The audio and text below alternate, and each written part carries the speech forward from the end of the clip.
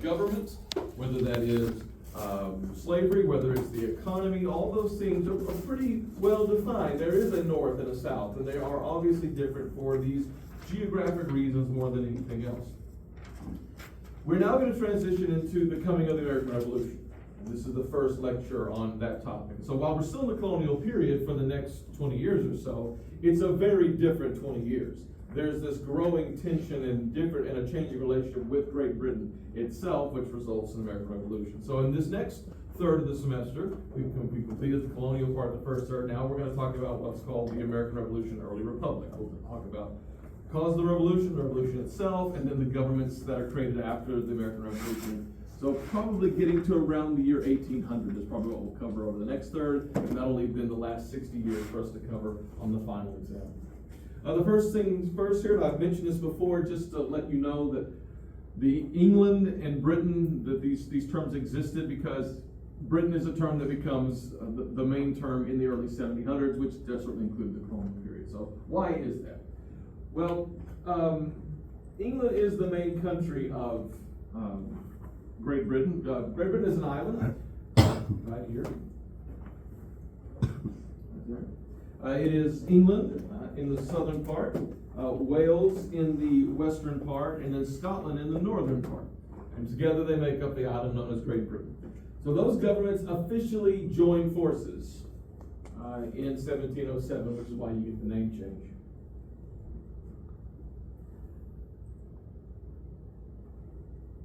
Now, they had been unified way back around the year 1600 when King James V of Scotland, sixth of Scotland, became King James I of England. And so that's officially when they were united together under one monarchy when Elizabeth died with no heirs. Her cousin James, who was the King of Scotland, also became the King of England.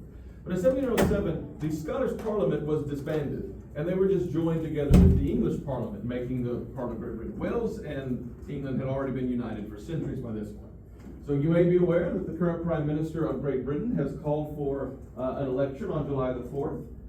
It is an election of the British Parliament. And so the seats are in, or actually the United Kingdom Parliament. Those seats are in England for the most part, a little bit in Wales, more in Scotland, and then also Northern Ireland, which is the British controlled part of Ireland. And together they make the United Kingdom. So when you add in Northern Ireland, so you get the phrase United Kingdom. But this is a parliament that represents all of them. Now, Scotland does have its own parliament again. It got its own parliament back, I think, in the late 90s. And so they do have some stuff. It's quite possible that there's a number of parties in the British system, unlike in ours, where there are pretty much only two parties. And so it's quite likely that the third place party could be the Scottish Nationalist Party. It could also be the Lib Dems. It'll be one or the other. And so that's a party that actually supports Scotland becoming independent again. What do they want to go back to? They want to go back to pre-1707. That's what they want to go back to. A time in which they were their own thing. They technically shared the same monarchy, but probably that would remain true as well, unless they became a republic. So, England governs Great Britain. It is the most important. It has London, it has the capital, it has the largest economy. Scotland is not. There have been attempts for Scotland to actually leave England, to leave Britain and become its own thing, and that has never passed yet. Got pretty close the last time on the Scottish independence referendum, but they've never fully gone for it because how would it benefit Scotland to be on its own? They would be more in control of themselves instead of being controlled by the English, they would argue, but would they benefit economically? Probably not. They probably would become smaller, more isolated, and it wouldn't be. It's kind of like a repeat of Brexit in a way. Well, it pre-exists Brexit, yes. Right. Yeah. Brexit was based on it. Yeah, the same concept was what Brexit followed, was the Scottish referendum. And so actually Scotland, though, is pro-European Union. And so they are, that was one of the reasons why people said they might try it again, because they might want to leave Great Britain and then rejoin with Europe. Nonetheless, 1707, you have officially this country called Great Britain, one king, one parliament, and the kings by this point are the Georges. So the Stuart dynasty came to an end when James II got overthrown by his daughter and nephew, son-in-law. They died without any heirs, then passed to his other daughter, Anne, who had 17, 18, 19 kids, something like that, and none of them survived. And so she, when she died, that was the end of their reign, if you ignore the fact that there is a boy, King James III, a Catholic little prince now living in France, and of course they do ignore it. He never becomes King James III, so he is what's called the Old Pretender. And instead, Parliament goes and hires a new set of royal leaders. In this case, it is the leaders of Hanover. So they passed a law by this point that said, if you are Catholic, you cannot be the King or Queen of England, or Great Britain in this case. And that is still the law. You cannot officially, because they're the head of the church, the head of the Church of England, they cannot be officially Catholic. And so they had to skip over all of these Catholics who actually, I think it's like 47 people who were next in line to the throne who were all Catholics, to go find the nearest living Protestant relative, some cousins in Germany, what is now Germany, a region back then called Hanover. And so I went to this woman, Sophia, would have probably been pronounced Sophia by them at the time in England, but Sophia, the Electress of Hanover. But before she could become queen, she died, and so it went to her son Georg, and he becomes George I. But George I and George II, their father and son, they're not English, they're Germans. They're raised in Germany, they speak German as their predominant language. Now they moved to England, they still own lands in Germany. But because they're not English, they leave the governing of England to English politicians. And here we see the rise, for the first time really in British history, the rise of the job of Prime Minister. We want somebody here who understands local politics, and we will let them run the show. And so the first guy who's considered to be the first Prime Minister becomes the leader of Parliament at this time, and he essentially runs the country. So we can see that Great Britain is shifting to the system we have today, where it does officially have a monarch, but they are not actually the people making most of the decisions. It is Parliament itself making those decisions. Now eventually George II will die, and his grandson George III will become king, and George III will say, I am an Englishman.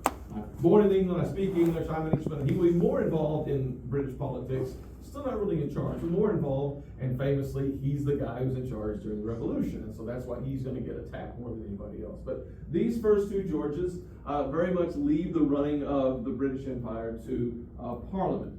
So we have to think about who Parliament is. Parliament is elected a representative assembly, and therefore, to get elected, you need to make the voters happy. Now, in Britain, oddly, most British people can't vote. Not just most women can't vote. We know that to be true.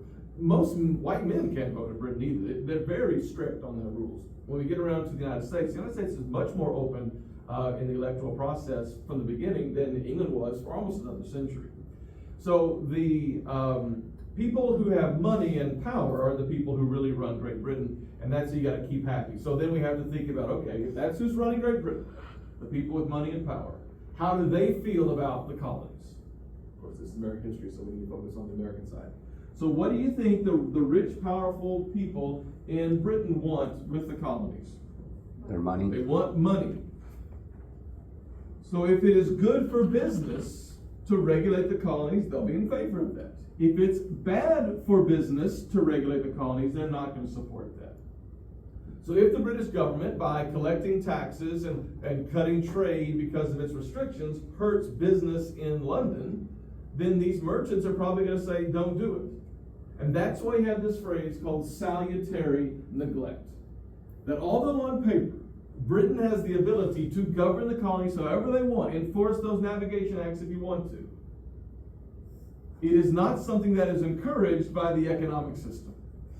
The leaders of the economy are much more interested in having as much trade as possible with as few restrictions as possible.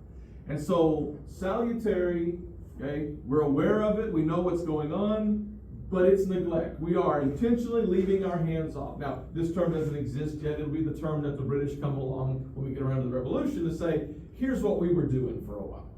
We weren't telling you what to do all the time. We were letting you grow up. It's called salutary neglect. We've decided that's what we were doing. It's nothing wrong with it. But we've now decided that you've grown up into little monsters, and so the time has come to really put our hands around your throat and choke you into being good. That's their decision that they make. So they could have been much more strict if they wanted to, but they chose not to. And again, it's probably good for the economy. This is at the time in which people like Adam Smith is writing Wealth of Nations. And so this concept of what exactly is an economy and how does it work? This is the time when those ideas are really being put out there. And so this makes some economic sense for them. So it's loosely centralized. To get a job, governor, tax collector, customs house, whatever, in America, those are cushy jobs. And a lot of people in Britain want them. And you might be willing to bribe somebody to get them. right? Because you get to keep some of the taxes that you collect. If you're willing to bribe somebody to get a job, you're probably willing to bribe somebody to take a job. And so here's why the bribing will happen. Let's say I'm the tax collector, and I make $100 a month, okay, off of taxes that I collect. And I collect your taxes, and you pay $50 in taxes. And if I come along and you say, listen, don't collect $50 from me, I don't want to do that. I'll give you $20 not to collect any taxes whatsoever. Okay? And if all of you do that, then I actually made more money by being bribed. And you saved more money because I charged you less for the bribe than I did for the taxes. That's the conspiratorial nature of what's going on here. That even the British officials are conspiring to not enforce British laws. It is good for their personal bank account, and it's good for the American bank accounts. And the people who are merchants from Britain don't care. So who's being hurt by this? I'd say the people, What people? like, never mind. Yeah. The government. The government. The only people losing is Great Britain, who's not getting its taxes. And that is the problem here. When they need that money, after the French and Indian War, they're going to need to raise those taxes.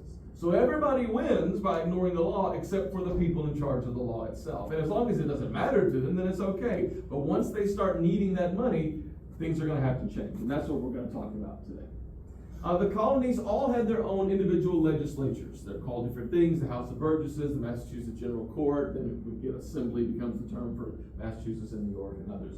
So everybody has their own House of Representatives. And they've had that essentially from the beginning. We've talked about the House of Burgesses in Virginia in 1619. This concept that we're governing ourselves because we're so far away from Britain, both in time and distance. And so we need to be able to make our own decisions for ourselves. And sometimes what will happen is they make a decision for themselves, they send it back over to England, say, hey, this is what we want to do, will you agree to this? And England will get around to agreeing to it in a few years. And the Americans just don't wait around for that, they just go ahead and start doing it now. Which makes them feel then that they're actually governing themselves. We tax ourselves. If we need to raise money to build a bridge in our town, we tax ourselves. So we pay for our own schools, we pay for our own guns in some cases, for the militia. So the Americans absolutely have their own tax policies that they agree to locally. They do approve appointments for people to get government jobs. So they have a role that they play there. And they do pass laws for their colonies, different laws. Remember back to Virginia when they changed the law from you are your father's child to your mother's child. That was a Virginia law. That was not a British parliamentarian law. So they come to see themselves then as little parliaments.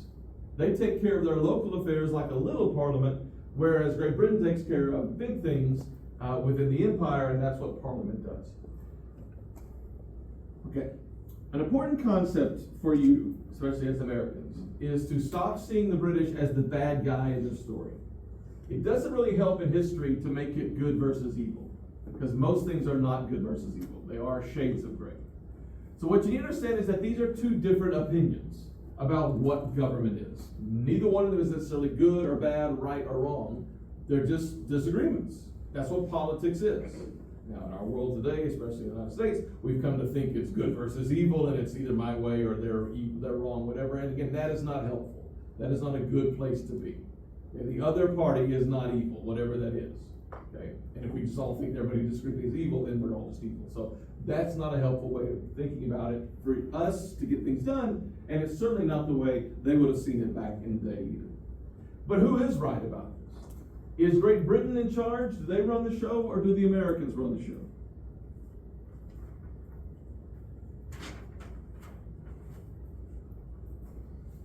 Your silence speaks volumes. On paper, Great Britain is in charge. This is not debatable. There's no concept that legislatures are little parliaments. That's not in the British Constitution in any conceivable way. And so, of course, Great Britain is in charge. However, if they're not actually doing their job, you can't argue the fact that the Americans aren't actually in charge of themselves. They're running the show. So you have a legal versus a practical. Okay? So which one is it? Well, again, it's whichever one is working at the time. If the British want to assert their authority, they have every right to do so. If they don't assert their authority, then the Americans have every right to call their own shots. And that's the problem here. Because the British had not been exerting that authority, the Americans have gotten used to this concept, and when the British try to start asserting that authority, the Americans are not going to respond. And this is true again in parent relationships. Great Britain is the parent, the Americans are the kids. It's true in teacher-student relationships. If I was a weak professor and who today decided that I don't like the way things are and I tried to fight to get back control, I'm probably not ever going to get control back. I already gave it away. If on the other hand I come in on day one and I assert my authority, then we're probably going to be all right. Okay, so it's all about dynamics. So no wrong, no right here, just two different ways of looking at this. The Parliament will never agree to the American concept. It violates their entire system. The question is, will they do something to stop it? And the answer is, well, they haven't, until of course they do. I mentioned this before, but if you ask the Americans, what are they? They would not have said the Americans. That is not a term they would have liked. That was a term that meant country bumping kind of thing. They would have said that they are loyal Englishmen or good Englishmen from their specific colony, Virginia, Massachusetts, New York, wherever it is that they're living. But they are very much in a similar boat. Yes, they started in different places and at different times, but by this point, the middle of the 1750s, they've all been around for at least a few decades, with Georgia being the most recent, only 20 years old at this point. And they share some common problems. And the major common problem is that out on the border region, and really we're talking about probably from the North Carolina-Virginia border region up to New York, this area right here. Over here, they're pretty far away, and down here, they're pretty far away. But this group right here, along the Appalachian Mountains, they share a common issue, and that is that there are Indians on the frontier. As these colonies continue to expand and to take more and more land, they're bumping into more and more tribes who are putting up resistance. And of course, the tribes they're going to bump into are going to be stronger ultimately because they have not been decimated by disease the way those tribes along the coast have been. So the farther you go, you're going to hit even stronger tribes. The southern tribes, what makes the civilized tribes so strong is that they are, over here, they are alone for so long. So by the time that the Americans get there in the 1800s, they are still pretty strong now. Yes, their numbers do decline for disease also, but still stronger than tribes they would have known on the East Coast, obviously. So they call for a meeting in Albany, New York to discuss what are we going to do about this common problem. And most of the colonies don't even show up to this meeting. Okay? They say it's not our problem, we don't share things with you, you're so far away, whatever. Only about half of them do show up. One of them is Pennsylvania, and one of the members of the delegation is that man, Benjamin Franklin. And so Franklin, it sort of emerges as a major political player here. Now, his actual job, he was a newspaper man and things in Philadelphia, but he was the postmaster. That's going to be the job that he gets that's most important. Deputy postmaster, there was no actual postmaster in America, so he is certainly one of two men who are running the postal system during the colonial period, the late colonial period. And so, in some ways, Benjamin Franklin will be the most knowledgeable American because he actually, because of his postal duties, he explored. He went up and down the roads throughout the colonies, seeing them to figure out what was going on. And so, it's at this meeting that he proposes the Albany Plan. Now, we need to come together as colonies and unify together to form a government. Now, this is not declaring independence. This is not saying that we're going to take over and run the show and Britain won't, but saying we have stuff in common, united we'll be stronger, and he draws this cartoon, Join or Die. And he says, we're a snake, and if we're cut up into pieces, New England, NE, New York, New Jersey, Pennsylvania, Maryland, Virginia, North Carolina, South Carolina, Georgia didn't make it on the snake, so young, so far away. If we are joined together, we can be strong and stand up for ourselves, protect ourselves against the Indians and the French allies. But if we don't, if we handle it all individually, we'll just be cut up into pieces and we'll never succeed. And so that's what the Albany Plan of Union did. It creates this government to come together. It's pretty forward thinking, but it's not United States independence or anything like that. That's not what's been proposed here. Ultimately, the Albany Plan of Union never happens. It doesn't happen for a couple of reasons. One, half the colonies aren't even here, so this has nothing to do with them. Okay? Do you think Great Britain will respect this? No, it would be a radical shift in government, and so there's no reason to think that the British government will support it. So if you're an American who is very much pro-Britain, you're not going to be in favor of this. But also, all these colonies who've started doing their own thing, they would actually be giving up power to this unified government in some way. And so if you've got all this authority, semi-autonomous means that you're sort of doing your own thing, and you see yourself as a state rather than a colony, then to join this government is to actually give up authority. Now, I hope you can see how this is going to play a role in American history. To join forces as states, you end up giving authority up to the unified government. That is our system today. Okay? And so what the system he's creating is actually a confederacy. Okay? A system where you run your own show, but you join forces for big things. And the first government that we created will be a confederacy, and obviously the confederacy is a confederacy. But still this concept of, I feel like I'm in charge, and so to join this group would be for me to lose some of my autonomy. I don't want to do that. I don't know how you are as a person, but for me as an only child, that's essentially true. If I'm a part of a group, I'm no longer in charge of me, and that makes me uncomfortable. I'm not saying it would be better for me, I'm just saying it's not a natural thing for people to think about if you really are like being in charge of yourself. There is no reason for this system that has existed now for a century and a half to collapse.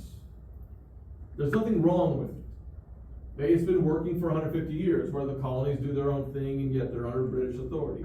It only needs to collapse if something changes in the relationship. And that something is going to happen in the 1750s. But there's nothing. So history is not inevitable. That it was always going to be this way. When things happen, we can look back and figure out why it happened. We can see predictors and we can make predictions, but even historians, in fact, historians don't like to make predictions. Historians don't like to study the last 20 years because we're still not sure what's gone on. And we're still stuck in the past because at least we understand what that was. But even people who have a really good understanding of the way things work out get things wrong all the time when you make predictions. But no one is saying we got to change the system until actual change takes place and then it becomes clear the system isn't working. So why does that take place? Well, we're going to get now into the details of why there is this war in the middle of the 1700s in North America, and that is part of a larger world war.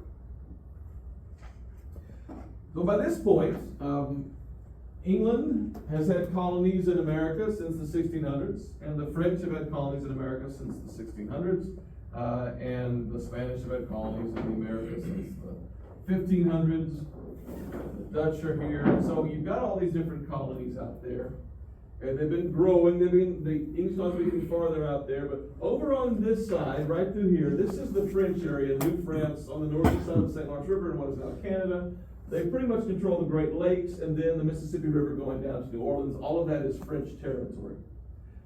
The Americans have really started to fill up this land. They are really packed in here pretty tightly. The French aren't packed anywhere tightly. They're very much spread out. So while they do certainly control or have a large area, they don't occupy it. They are allied with the Indians who occupy it. The English absolutely occupy these lands.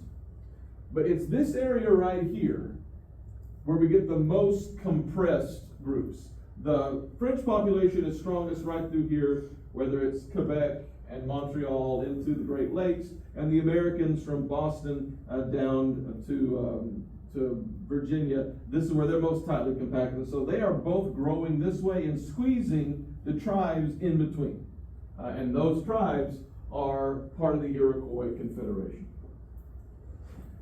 Now the Iroquois, remember, they're not a tribe themselves. They had joined forces centuries ago. When exactly is debatable, but certainly by the 1400s, they're a group. They joined forces to fight against their Indian opponents. This is all before Europeans arrived here. And that unity had allowed them to continue to be strong as the Europeans showed up and started pushing in on them. And England and France, Britain and France, are now at there's more tension between them in the world than has ever been before. They are obviously across the channel from each other, but they have colonies in North America, in the Caribbean, and elsewhere in the world. And we're reaching the place in which the sun never sets on the British Empire. So all over the world, they have competing colonies against each other, and they come into conflict with each other in those places because of this tension. The Iroquois allow for the French and the British to stay off of their lands. They're pretty strong and they're able to do that. But as the years go by, it becomes harder and harder to do that. One, they keep encroaching, but also they need to start making decisions. Most of the tribes picked the French. The French were nicer, The French tried to work with them, make deals with them. The French were more likely to intermarry with them and join them. And most importantly, the French were simply never that strong. Probably never more than 100,000 French living in North America. By this point, the English colonists are reaching about 2 million. So they are a much larger numerical threat, the English colonists are. And by the way, 80% of the colonists came from England. So most are not from Scotland or anyplace else. England/Wales, we don't really separate them by this point. We would say the English colonists is a fair phrase. They are a much larger group, and most tribes are concerned about them.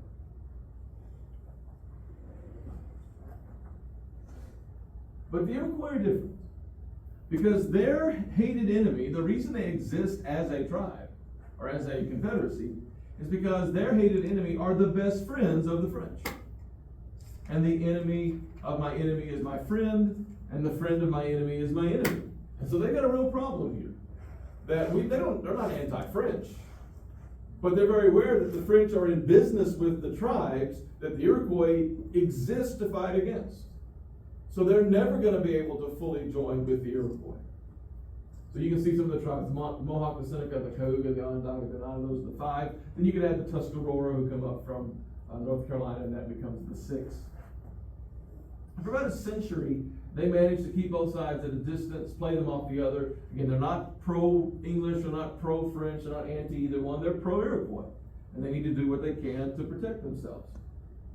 When the English and the French colonists are at peace, when there's peace here, the tensions aren't that great. When, however, they start to go to war, then it becomes harder to keep the balance of power. There are a series of wars that break out that I'm not going to spend any time worrying about, but it's King George's War in the 1740s that shifts the balance here. So what's happening essentially is there are tremors before the big earthquake. All these little wars that we're skipping over, they're not important individually, but as a group, they're important because it makes it clear that something is going to happen. There's going to ultimately be the big fight. And when the big fight comes, you get to decide which side you're going to be on. Now, we already know why most tribes will pick the French. But why might the Iroquois pick the British in a war? Because the French are friends with the people that they don't like. Also, they're probably better armed if there's more of them. Okay, you want to pick the winner of a war. And if you've got 2 million English people living here, 100,000 French, it looks pretty clear that the English have some obvious advantages. So yes, for the double reasons of our biggest enemies are on the French side, but also we think that the English are going to win this war, let's back the English. Now, the Iroquois are incredibly intelligent about this, so some of them are friendly with the French. They don't just wholeheartedly join with the English because if they lose, they'll be losers.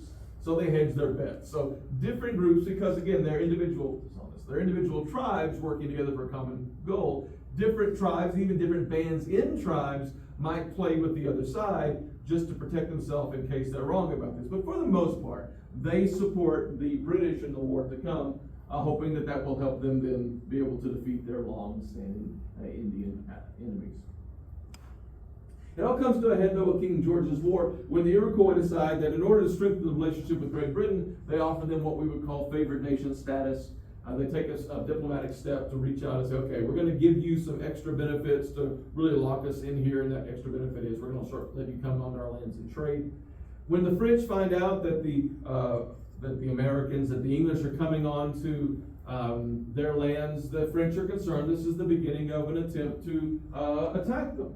If you find out that there are increasingly more and more English here, getting closer to your places, you're afraid they will launch these attacks. So rather than wait for that to happen, the French also start moving into these territories to occupy. Now, specifically what we're talking about in this case is the other side of the Appalachian Mountains, what's called the Ohio country or the back country, which is really the back door of New York, Pennsylvania, Maryland, Virginia, a little bit North Carolina, but these are the 4 main colonies that they feel like this is their back door. Now, you and I know where the borders are today.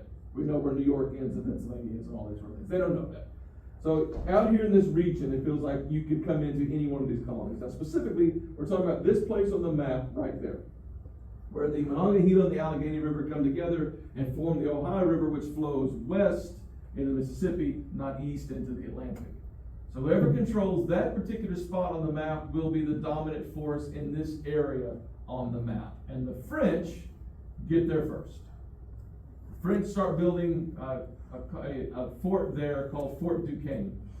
Now the English are also trying to figure out how to get in there and sending people in there. And eventually Virginia will take the lead in this to go spy out the land and figure out what the French are doing and build forts where they can. But it turns out that the French got the jump in this. And so what you had is a neutral zone that neither side was in. Okay, but now, when one side comes in the neutral zone, okay, what do? You respond. You cross in the neutral zone. Okay, you don't wait to be attacked, you also step in, and that's the problem here. That's what a demilitarized neutral zone is about. Neither one of us goes in it, we're both safe. One of us goes in it, we all go into it, war is gonna happen. Well, that's what's gonna happen here. Now both are gonna push into it to build forts and try to demilitarize it, and then raid the other side from that position.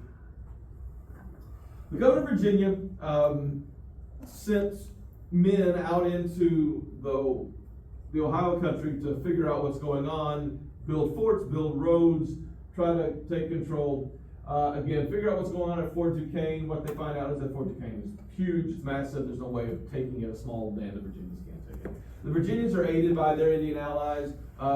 There's several different things. I'm going to jump to the one that's the most important here. In 1754, a group of Virginia militia and their Indian allies run into a small force of French and their Indian allies out in what is now western Pennsylvania. And there's a fight that takes place in which the Virginians, their Indian allies, defeat the French. The Indians actually kill the French wounded, including the brother of the guy who's the overall commander in the area for the French. So the French get word back that the Virginians are out there and that they have won this and killed your brother and other people. And the Virginians, of course, know that the French are out there. So there's this sort of figuring out where everybody is, and then the Virginians make a run for it. They try to get back to Virginia. And they fail.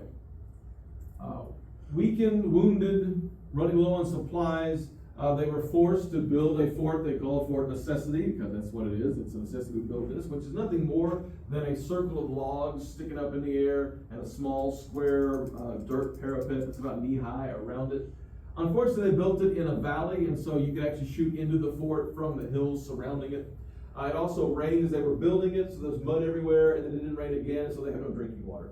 So they are geographically isolated, surrounded, have no supplies. Their Indian allies get out of there and don't have to wait around for that. And so ultimately, there's a young surveyor, he's in his early 20s, Virginian, who's leading this group, and he's forced to surrender to save his men. And so he announces that I'm going to surrender to the French and save our lives, and that's exactly what happens. Now, he doesn't know this because he doesn't speak French, and the guy who does speak French apparently doesn't speak it very well, doesn't read it very well. So he agrees in the terms of the surrender here that he is an assassin because of the killing of those French officers, French soldiers in the previous skirmish. And the penalty for that should be death. But why don't the French kill the Virginians?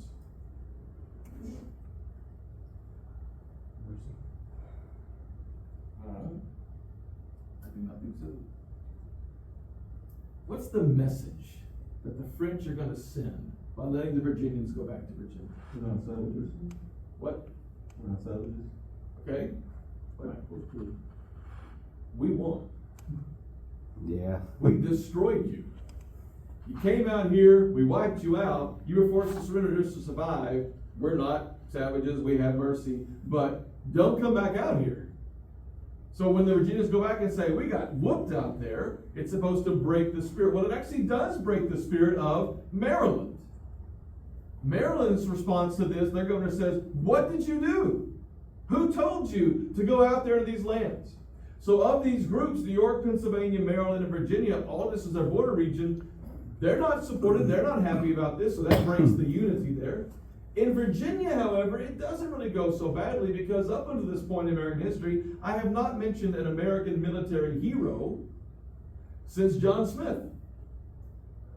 The Americans don't have famous colonial military heroes, really. That's not their job. Their job is to go live, to farm, to live their life. And so the fact that these Virginians have won when they were relatively equal numbers and been defeated when they were outnumbered is not the worst thing that ever happened. There's no shame in surrender. Okay? And you're defeated, you're outnumbered, you're going to save the lives of your men by surrendering. That we would say is a positive thing in saving people's lives. Not great for national honor, but it's not the worst thing in the world. And of course, who is this young Virginian who has surrendered but saved his men?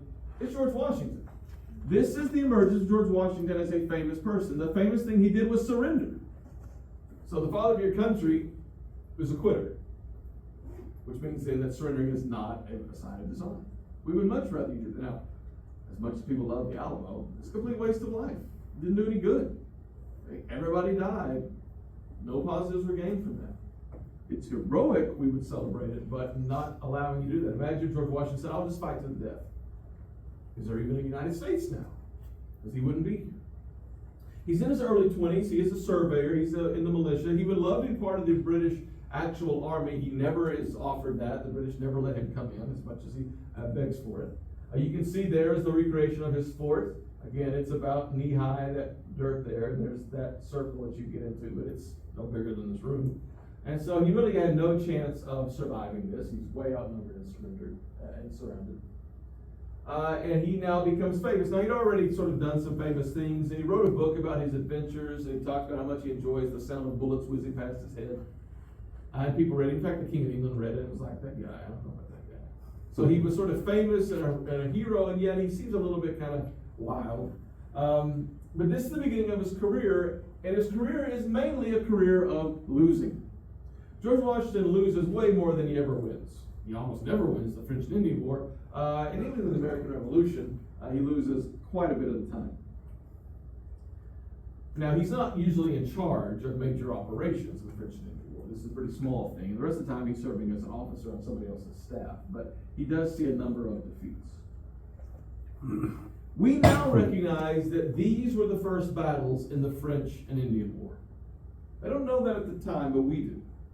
We trace the beginning of this war to 1754 and Washington's expedition into the Ohio country. You can see him there in his militia uniform that is red to be sort of British, but not fully red because he's not fully a member of the British Army. 20 years later, when the Americans are looking for someone to lead their army in the American Revolution, they do have a famous war hero that they can turn to, and that guy is George Washington. He's not the only war hero that comes out of this war, and he's certainly not the best soldier to come out of this war. But you'll see later on that he does combine a number of important qualities. Wealthy, powerful, political leader with a military background, and that's why he's chosen. So this is certainly the beginning of his famous career that will lead to him becoming ultimately general and then president of the United States, even though it isn't really a successful military career at this time. With this, we see the beginning in 1754. The war officially in 1763 with the Treaty of Paris, 1763. There's a whole debate about what to call this war. So I'm calling it by the American name because this is American history. And I'm a believer in all things are pretty much local. But it is actually part of a much larger war called the 7 Years' War. This, however, is 9 years. So the 7 Years' War doesn't begin until 1756, when officially Britain and France go to war with each other in Europe, and so there is a continental aspect of the war. And everywhere else there are colonies, there is a war going on there. In fact, this is what is called the First World War. Now, in World War I, it feels like everybody in the world is fighting it. In this First World War, it's being fought all over the world. It is the first war to be fought on all these different continents. But it's pretty much being fought by Britain and France. In Europe, other European countries are joining sides. That's certainly true. But mainly it is a fight between these two empires.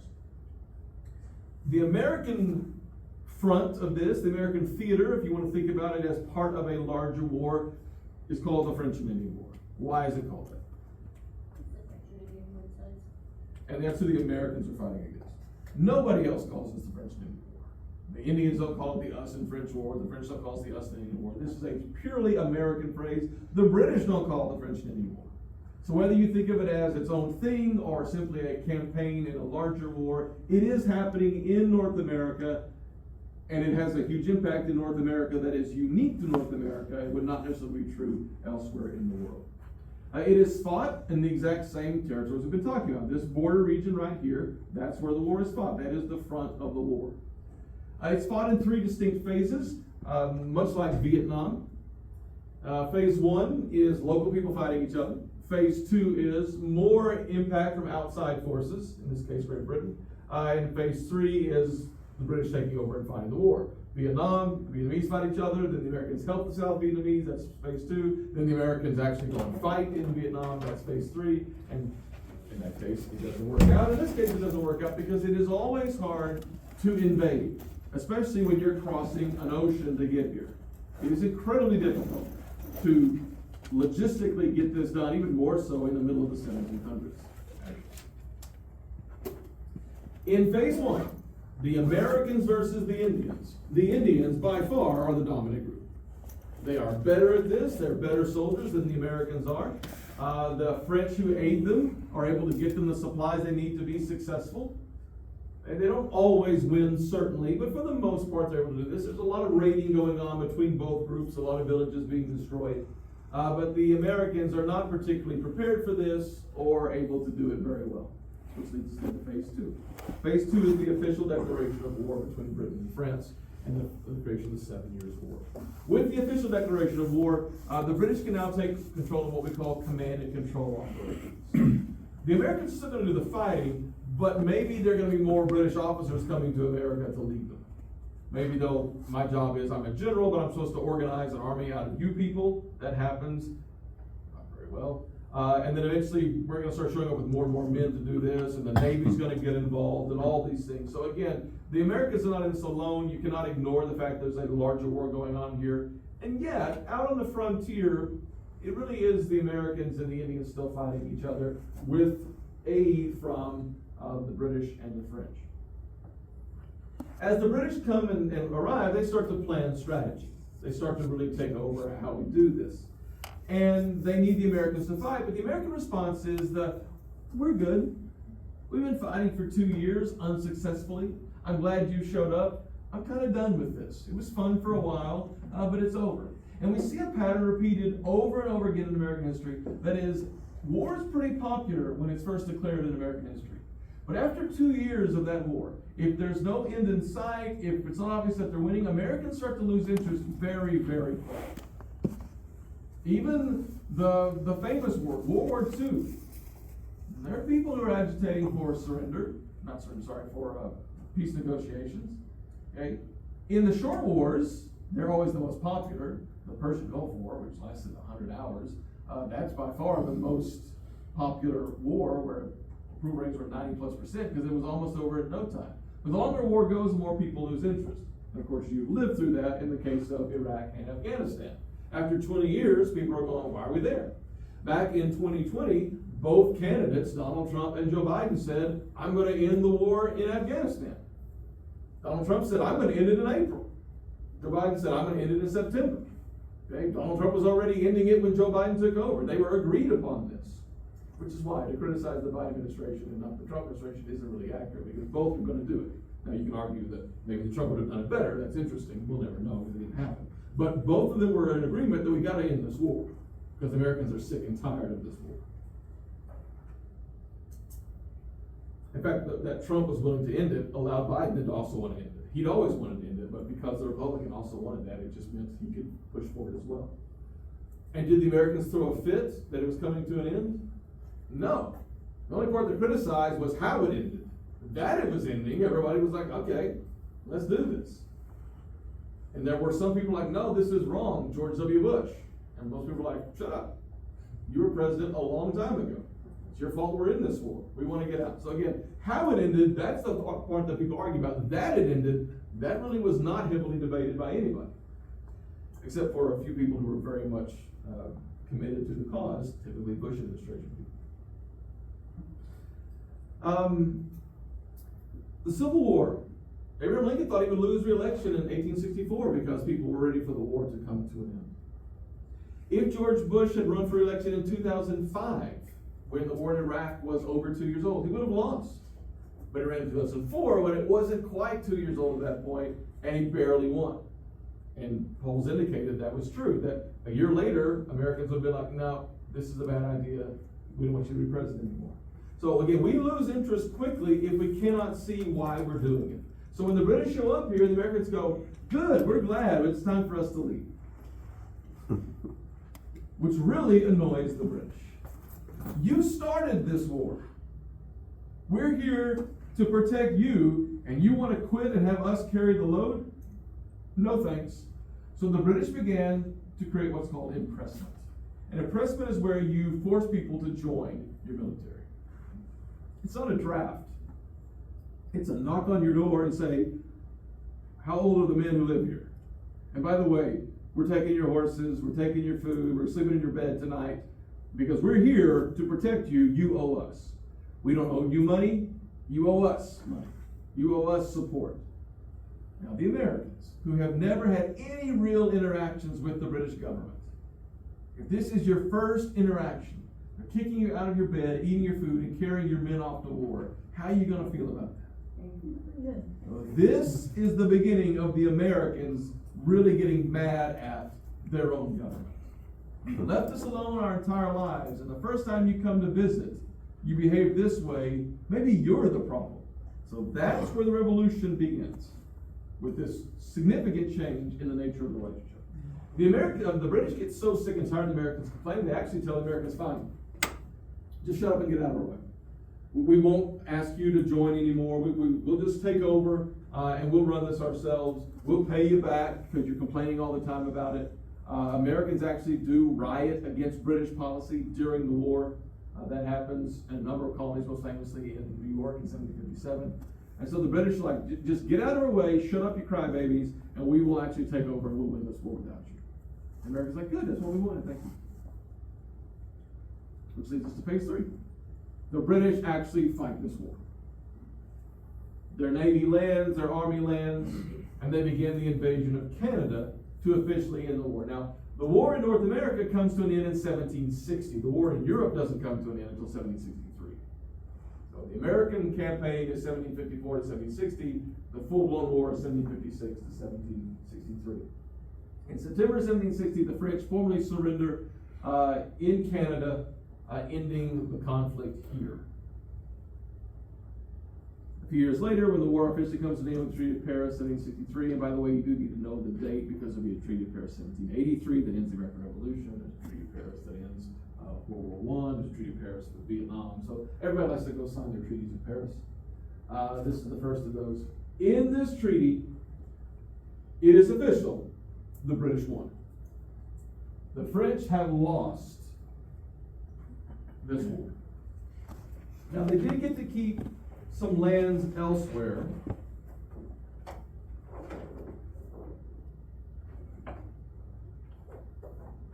So there's a little island off the coast of Canada up here, Saint Micheline. They got to keep lands down in the Caribbean. Okay, so they're not completely out of the Americas. But they're definitely out of North America. So now officially this area in yellow becomes the English North American colony. Now all of Canada now belongs to Britain as well. But for our purposes, the United States, all this area in yellow now belongs to Great Britain because they won this war. In addition, they get Florida, the area here in purple. Spain gets everything west of the Mississippi and New Orleans. New Orleans is the one thing that actually doesn't end up going to the British. But from right through here over now belongs to Spain. Not this part up here in green, that's debated who owns that one. All of this now officially belongs to Spain. Spain played a role on the empire. They fought on the continent. They fought on the side of the British, and that's their thank you. So everything east of Mississippi belongs to Great Britain, except New Orleans, and everything west belongs to Spain. France is out. Okay, how do we know? Because I'm not speaking French right now. And this is the end. They're not going to be here. They're never going to come back. They're never going to return to power in North America. Remember, at this time the colonies were only here, so this big chunk in the middle, nobody really needs that. I mean, Spain is not filling up the land here. They have a little bit of outposts in Texas and Southern California through here, but they're definitely not way out here, and neither are the English. Now, the French fur traders, they stay. And so there are certainly French people living along this border region, including in this part. There's a French population in northern Vermont and New Hampshire and Maine, and maybe out here in the Great Lakes region. But the government officially belongs to Britain. All right, why does this war matter in American history? What's the big deal about this? Well, it matters because, again, the British win, and so we're speaking in English right now because of that fact. But more than that, it's important because it changes the relationship and ultimately causes the American Revolution. So, one of the essay questions on the next exam, we're going to write it down today, but it's going to be, what are the causes of the American Revolution? And we're going to begin at the end of this war in 1763. Okay? We don't need Jamestown, we don't need Bacon's Rebellion, but beginning in 1763, at the conclusion of this war, everything changed. And for the next 13 years, building up to independence, that relationship is defined by the outcome of this war and the things that happen because of it. So, what are those things? Well, while the British have gained huge amounts of territory, they've also gained huge amounts of debt. A world war is incredibly expensive, they have now found out.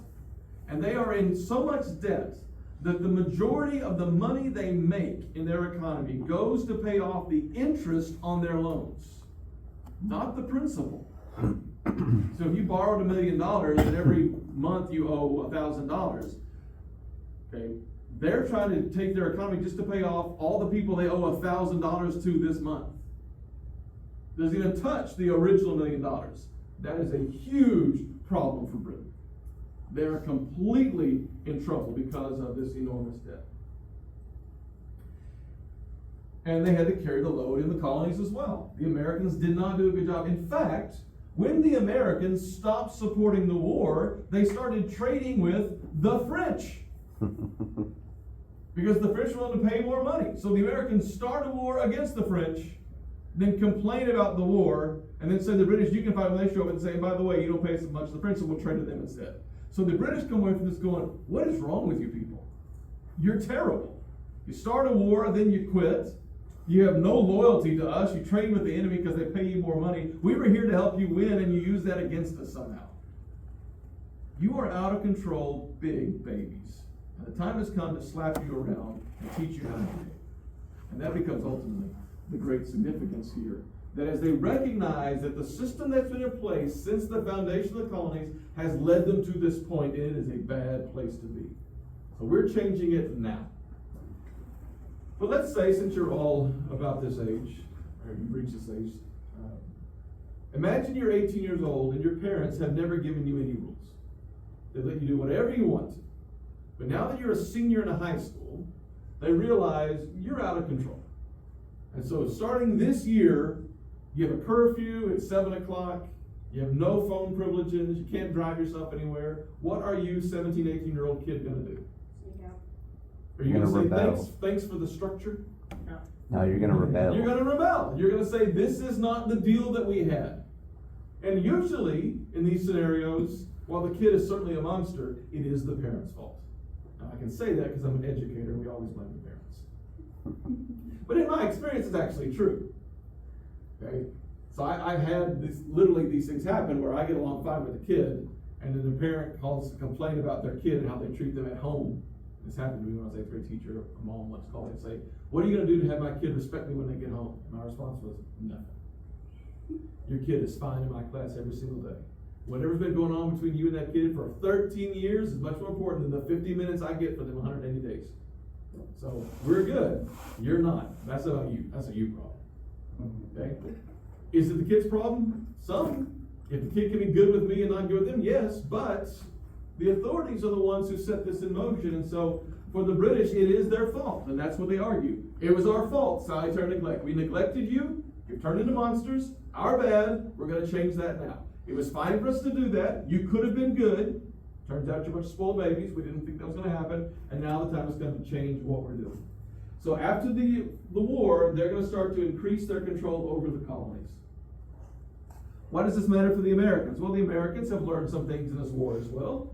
They did actually come together to work. Remember at the beginning of this, Franklin proposed the Albany Plan Union and it failed because they had never joined forces like that, and yet they ended up fighting side by side in this war. And so there is more of a sense of unification. It would be wrong to say the United States, but the idea that we're all in this together certainly is more true than it's ever been. They're united by roads, they're united by governmental offices, they're united by a common experience in this war. They're also united by the fact that they didn't like what the British were doing. They can sit around now and complain about the British and go, you know, these guys are a bunch of jerks. They show up and they start telling us what to do, it's taking our stuff and all these things, and that's no good. And when we complained about it, they backed down. Now, I'm not a parent, so I would never pretend to say, if I were a parent, this is how I would do it. That is the great mistake you should ever make when we talk about history. It's fine to criticize people and say, I think this is what's going wrong, but to say, I would be better, who knows? But what I've witnessed in little kids, and I work with them too, is that parents often handle the situation wrong. So in this scenario, the Americans are a little kid and they throw a fit. So go to Walmart, watch a kid throw a fit, and what do the parents do? So if the parents' response is, put this fire out, okay, whatever I can do to make you stop crying, that's what we're gonna do. So scenarios, kid sees candy, kid wants candy, parent says no, it's not good for you to ruin your appetite, kid throws a fit, parent says fine, here's some candy, shut up, okay? What did the kid learn? Nothing. Oh, they learned something. They learned something really I good. get what I want. When I throw a fit, I get what I want. Okay? That's the one we all see. And that's not actually the most important lesson that they learn. The much more important lesson is this word right here. Why kids get mad, and their constant line is, that's not fair. It's not fair that you won't let me have what I want to have. So if they say it's not fair, and the parent says, no, it's good for you, say, no, it's not fair, and the parent gives in, then was it fair? The parent says, this is bad for you, you can't have it, fine, here it is. Was the parent lying? Apparently. If it's so bad for you, why did you give it to me? So it's actually two lessons that you learn. One, throwing a fit works, but also, I should throw fits. I am being wronged here. What they did to me was unfair, and I should throw a fit, and it's nice to know that it works, but the reason I should be mad is they are mistreating me. And that is the most important lesson that they learn. And for some reason, we as humans often miss that part of what we're doing. Because that is how people think. I wanted something, you denied it to me, then you gave it to me, you were wrong to deny me that thing. And so the Americans are empowered to resist on the argument that you have no right to treat me that way. And when I throw a fit, you give me what I want. But I should throw fits because you're mistreating me. And so the Americans are more likely to resist, not less likely to resist coming out of this war. For the Indians, it is an absolute disaster. Since the majority of the tribes supported the French, they were on the losing side. But what about the Iroquois who backed the British and the Americans? Why didn't they come out on the winning side? Because the lands they were fighting for were their lands. If you're a tribe out here in the middle of nowhere, you're probably not going to be affected by this. But the very place where the war was fought was on the Iroquois lands. That's the place they wanted first. The same thing happens in the War of 1812. In the War of 1812, there are two different groups of creeks, the Upper Creek and the Lower Creeks, right here in the Georgia-Alabama border region. And half of them fought with the British and half of them fought with the Americans. And the American side won. And the Americans took their land first. Because that was their border region. You're our people, you allied yourself with us because we were already in relations and we're going to take you. We were on your side. You're just another Indian tribe. We don't care whose side you were on. And so that pattern gets repeated over and over again here. So an absolute disaster even for the Iroquois because the French are gone. Now, how do the Indians feel about this? They are mad at the French. How dare you do this to us? We backed you all this time and you quit on us. And now we are unprotected. Now in the American Revolution, which side do you think most tribes would prefer, the British or the Americans? Americans. It's the British. Wow. Because they know that the Americans are the ones who actually take their lands. You are the great threat. You always have been, going back to Jamestown. If the British win, maybe they will be able to treat us better than you are. So most tribes took the way they felt about the French and apply it to the British because it is the Americans on the ground who are the bigger threat. Now, there's another reason we didn't understand that, and it has to do with the long gun. So the Iroquois Confederacy began its collapse within 50 years. They were gone as a major power. The tribes remain. That if you go to casinos and things up in that part of the Northeast, you're probably going to be on one of their lands. But as a major player, they're no longer a major player. The biggest impact, though, comes in the British response to this, the reforms that they passed, which lead to which we call the cause of the revolution. And here's the first one. So, on the what are the causes of the American Revolution? You need to write this one down. The Proclamation of 1763 is the first of these. So this is the law the British passed with the new map. We won. There's the map. The French are out. How do we actually set these lands up? We've got Canada up here that's now ours. We've got these lands between the Appalachian Mountains and the Mississippi River that's now ours, all the way down to the Gulf. How do we actually govern these lands? That's what the Proclamation of 1763 deals with.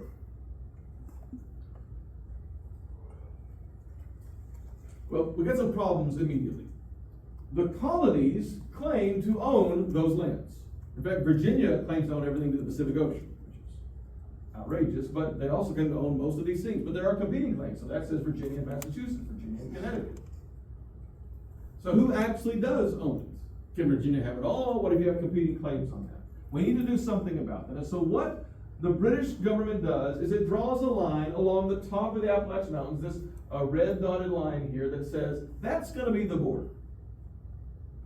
You can't have lands out there beyond the Appalachian Mountains. That's not going to work for us. So let's draw this border right here.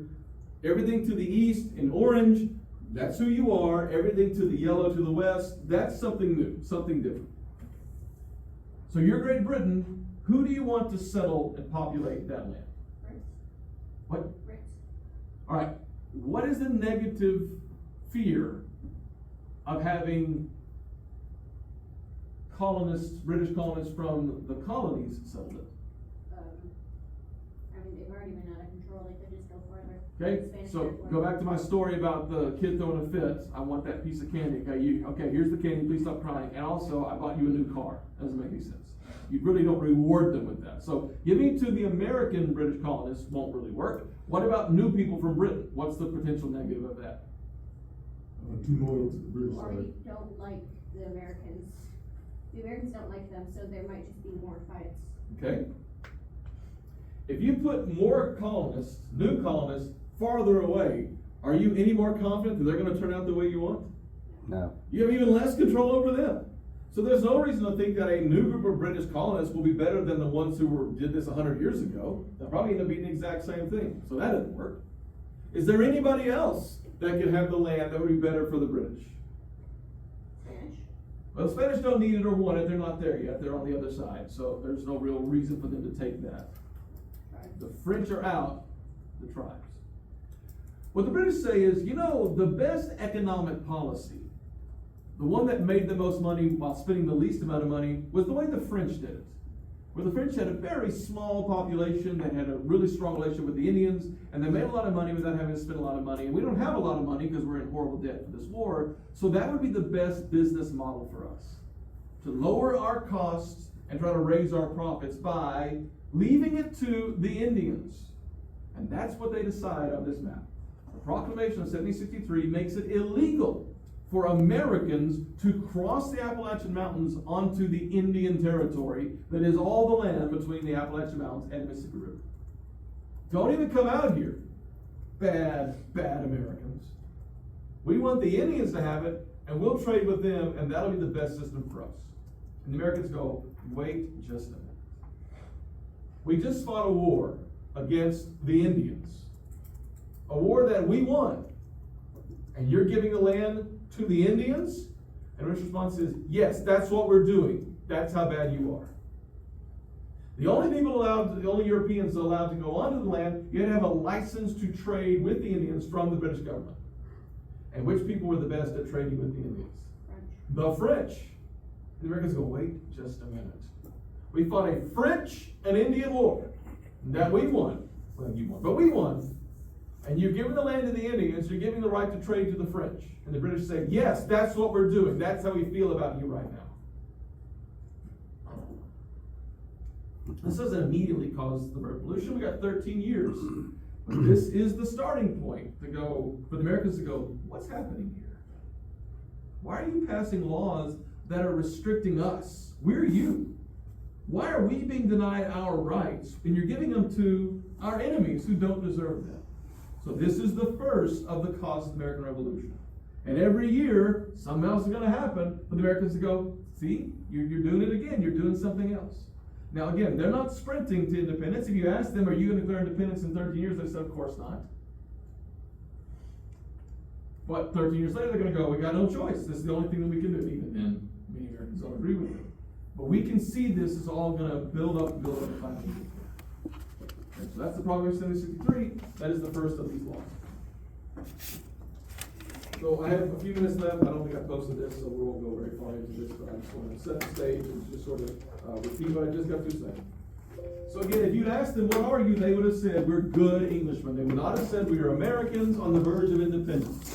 They would have said that is a ridiculous and radical position, and it was. As late as 1775, it's not clear that independence is going to happen. Now, when you're reading for the next quiz, one of the questions is, do you think war could have been avoided in 1774? And you might argue that no, it was already going to happen. Or you can argue in 1775. You'll see the same kind of questions about the United States in 1859 and 1860. Is it possible that in this year it could have been avoided? The answer is maybe. Most of the questions there are multiple answers to that. It's possible. We understand why it's not going to work out that way. Now, I've made this set of PowerPoints black and white because ultimately that's what happens here. You start to see it as us versus them. It's black and white, no shades of gray. That's not how you and I are going to see it. That's how they saw it for themselves. So what are the issues that we're going to talk about? The British have a huge amount of debt that they need to pay off. And the British have more territory that they need to govern. And every law that we're going to talk about going forward, every cause of the revolution, has one of those two, if not both, purposes. The British are trying to make money to pay off their debts, or they're trying to take control of their land and send the message to the Americans, we're in charge here. So how do they make money? By raising taxes. Now remember, the Americans have been used to taxing themselves and ignoring taxes like the Navigation Acts. What the British are going to say is, please stop ignoring the Navigation Acts. Start paying the taxes. The American response is, no thanks. If we had wanted to pay them, we would have been paying them. We don't want to, and we're not going to. So what do the British have to do? Pass new taxes. And the Americans are going to say, no thanks. It's not really what I'm here for. And the British are going to say, that was not an option. And that's the actual conflict. So the passage of new taxes to pay off their debts the Americans do not want to pay. And the passage of laws, like the Proclamation of 1763, to send the message, we're in charge here, that the Americans are going to get mad at. And by the way, did the Americans obey the Proclamation of 1763? No. This line that's drawn on a map? Of course not. They just go across the mountain to take the land anyway. And the troops that are stationed in America are not stationed out there on the frontier to prevent this from happening. They're stationed in the major cities along the East Coast. So are they here to protect the colonists from the Indians? Or are they here to serve as a police force? Which wasn't really a concept yet. What we today would call a police state. And so that's the change. You've never known anybody who was British governmentally, really. And now every day you walk in the streets and there are British soldiers marching up and down. And you know they're here to force you to obey rules that you've never had to obey before. The Americans do not respond well to this. But it takes a long time to be so outraged that you say, I'm willing to fight for this. They grumble and complain because that's what we do.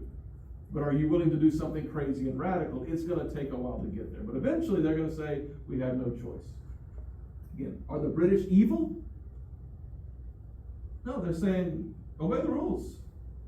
We spent a bunch of money on you. Help us pay off our debts. We don't want you going out there and fighting the Indians and making more war and costing us more money. We'd rather trade with them. All of that is reasonable. Unless you're an American, and you would say, we've never been this way before, and that seems unreasonable to me. So what the Americans want is to tax themselves. And the British say, okay, will you tax yourselves to help pay off our debt? The Americans say, no. You've already spent the money. Why would we tax ourselves to do that? So the British didn't just jump in there and say, here are the rules, here are all the taxes, pay for them, you owe us. They tried to work with the Americans. The Americans said, no, I don't really want to do that.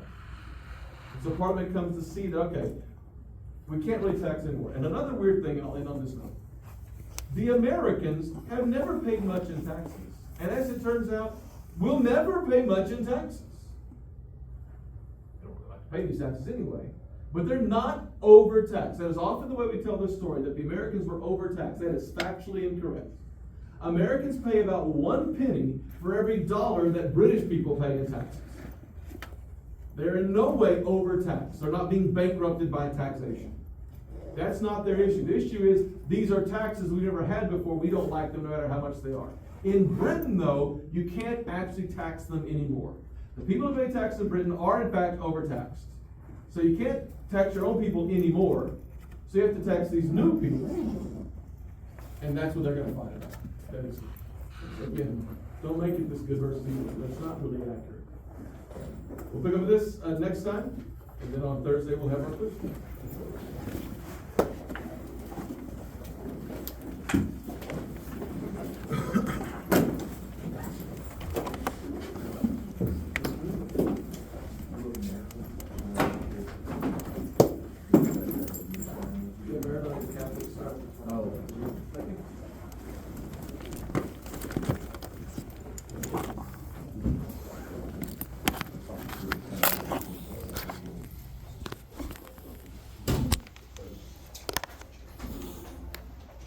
Yeah, I mean, all we did was this PowerPoint, and I mean, the main thing to focus on, what I said at the end about how things change. So you were here for the PowerPoint.